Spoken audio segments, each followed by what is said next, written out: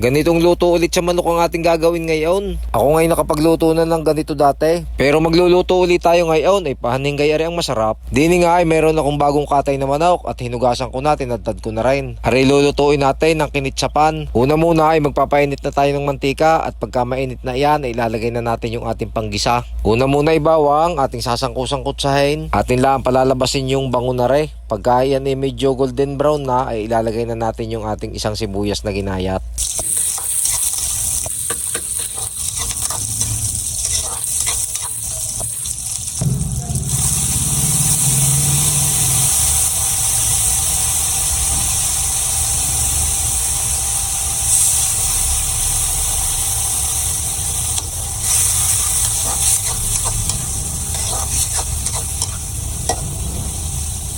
Diyan nga sa parteng iyan ay ilalagay na natin yung ating tinadtad na manok. Yan ay ginisa natin sa bawang, sibuyas at pinasirita natin ng kaunting toyo at saka suka para lumasa at saka mabango. Ating hahaluin yan hanggang sa masangkot siya ng ayos. Kung kayo mga bossing gustong magluto ng garne na kinitsapan ay pwede nyo aring gayahin. At ganyan lang ang aking paraan sa pagluluto, napakasimple lang. Aring ang klase ng pagluluto ng manok na garne ay namana ko pa sa aking inay. At basta kami umuwi sa amin sa probinsya, laging nagluluto ng garne ay gustong gusto ng aking mga pamangkin. Aba ay sadya naman ngang napakasarap Para gang ari aadubuhin pero merong ketchup. Pero ang akin ngayong gagawin din in diskarte i-upgrade ko. Medyo dadagdagan ko ng kaunting ricado. Maglalagay muna tayo diyan ng pamintang durog na durog. At lalagyan din natin ng pampalasa, kaunting bitchin. Pero kung gusto nyo yung magic sarap ang ilagay, pwede naman. Maglalagay din tayo diyan ng toyo at saka maglalagay din tayo diyan ng kaunting suka. Kagaya nga nasabi ko kanina, ari ay parang timplang adobo. At maglalagay din tayo diyan ng kaunting sili. Ari pampagana, masarap din yung medyo maanghang-anghang na kaunti. At syempre dahil kinetsapan ay syempre may ketchup. Isang pack na ketchup ang ating ilalagay diyan, yung 100 grams lang. At dahil nga sabi ko kanina dadagdagan ko ng ricado, ay ari ang ating idadagdag oyster sauce. Isang sachet lang na maliit.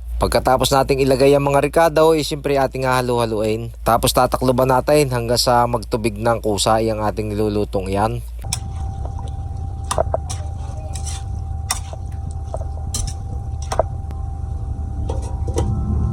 At makalipas nga ang ilang minuto mga bossing ay binuksan natin at karni na ang itsura. Nagtubig na nga yung ating niluluto. Ating hahalu-haluin lang yan ng ayos at ating titimusan kung anong lasa at kung anong kulang. At ang dapat magiging lasa nito ay medyo matamis-tamis. Kaya lalagyan natin ng asukal, isang puno sa kutsara ang ating inilagay. At dahil nga medyo matigas pa ang karne kaya magbabanto tayo ng kaunting tubig. Para hanggang sa maluto o hanggang sa lumambot ay di saktong-saktong sarsa na rin. Tapos kaunting halo-halo at tatakpan muna ulit natin hanggang sa maluto na o hanggang sa lumambot na yung ating nilulutong karne na yan. At makalipas uli ang ilang minuto, siguro mga nasa 15 o 20 minutes ay binuksan natin. Ating titingnan kung malambot na, ating halo-haloin lang ng kaunti. At syempre, ari titimusan muna uli natin at ari final ng timos. Pagka yan ni ayos na sa atin ang lasa, ay ilalagay na natin aring reno. Ari dagdag ko na rin nga lang ingredients din sa ating nilulutong ari. At ari naman ay pwedeng hindi lagyan at pwede rin namang mayroon. At ari nga ay idinagdag ko na rin nga lang at para lalong mas masarap. Kalahati nga lang pala yung ating inilagay dyan para hindi masyadong maglasang reno. Pagkatapos niyan ay siyempre halo-haloin natin para humalo yung ating inilagay na bagong ricado na yan. At ari tatakpan natin. Ating hihintaying maluto yung ating inilagay na reno. Ating pakukuluin lang ng kahit na 5 minuto. Kayo mga bossing, subukan nyo yung ganitong luto sa manok. Huwag laging yung adobo, prito o tinola. Subukan nyo yung ganitong luto at pihong magugustuhan ari ng mga anak ninyo. Ari ay hindi lang pambata, pang matanda din. At ari pwedeng ulam at pwedeng pulutan. Pulutan!